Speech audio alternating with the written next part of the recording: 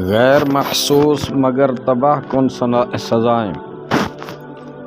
کسی شاگرد نے اپنے استاد سے کہا، استاد محترم، ہم رات دن اللہ رب العزت کی نافرمانی کرتے ہیں مگر اللہ تعالی ہمیں سزا نہیں دیتا۔ استاد محترم نے جواب دیا، ایسی بات نہیں، بلکہ اللہ تعالی ہمیں کتنی سزا دیتا ہے مگر ہمیں اس کا احساس نہیں ہوتا۔ اللہ رب العزت کی سزائیں کیا ہوتی ہیں؟ سنو، ذرا غور سے سنو۔ نمبر 1، مناجات الہی کی لذت سے محرومی۔ کیا رب سے مناجات کی لذت تم سے چھین نہیں لی گئی؟ نمبر 2، قساوت قلبی۔ اس سے بڑی سزا کیا ہو سکتی ہے کہ انسان کا دل سخت ہو جائے۔ نمبر 3، نیکیوں کا توفیق نہ ملنا۔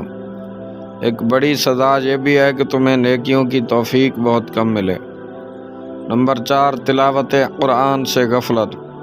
کیا ایسا نہیں ہوتا کہ دن کے دن گزر جاتے ہیں مگر تلاوت قرآن کی توفیق نہیں ملتی، بلکہ بسا اوقات قرآن کی یہ آیت سنتے ہیں جس میں اللہ تعالیٰ نے فرمایا کہ اگر یہ قرآن کریم پہاڑ پر نازل ہوتا تو اللہ کے خوف سے ریزہ ریزہ ہو جاتا۔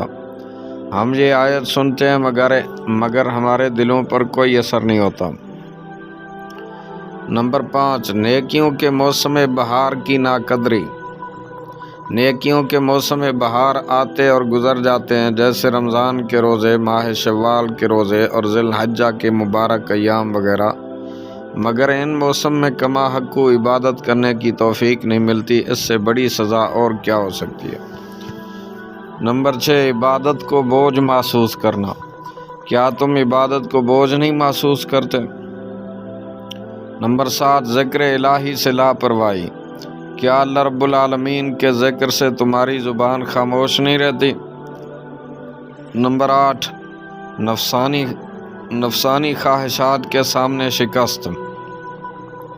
کیا نفسانی خواہشات کے سامنے خود کو کمزور نہیں محسوس کرتے؟ نمبر 9، دنیا کی محبت۔ کیا تم مال و دولت اور منصب و شہرت کی بے جا حرص و لالچ میں مبتلا نہیں ہو؟ اس سے بڑی سزا اور کیا ہو سکتی ہے؟ نمبر 10، کبیرہ گناہوں کو معمولی سمجھنا۔ کیا ایسا نہیں کہ تم بڑے بڑے گناہوں کو معمولی اور حقیر سمجھتے ہو، جیسے جھوٹ، غیبت، چغلی؟ نمبر 11، فضول کاموں میں مشغولیت۔ کیا بیشتر اوقات تم فضول اور لا یعنی چیزوں میں مشغول نہیں رہتے؟ نمبر 12، آخرت سے غفلت۔ کیا تم نے آخرت کو بھلا کر دنیا کو اپنا سب سے بڑا مقصد نہیں بنا لیا؟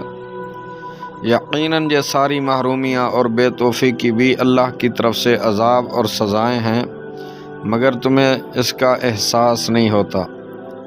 یاد رکھیں، اللہ تعالیٰ کا یہ بہت معمولی عذاب ہے جسے ہم اپنے مال، اولاد اور صحت میں محسوس کرتے ہیں، اور حقیقی عذاب اور سب سے خطرناک سزا تو وہ ہے جو دل کو ملتی ہے، یعنی دل ہر وقت بے سکون رہتا ہے، سکون کی اور اطمینان کی دولت اس کے مقدر میں نہیں ہوتی۔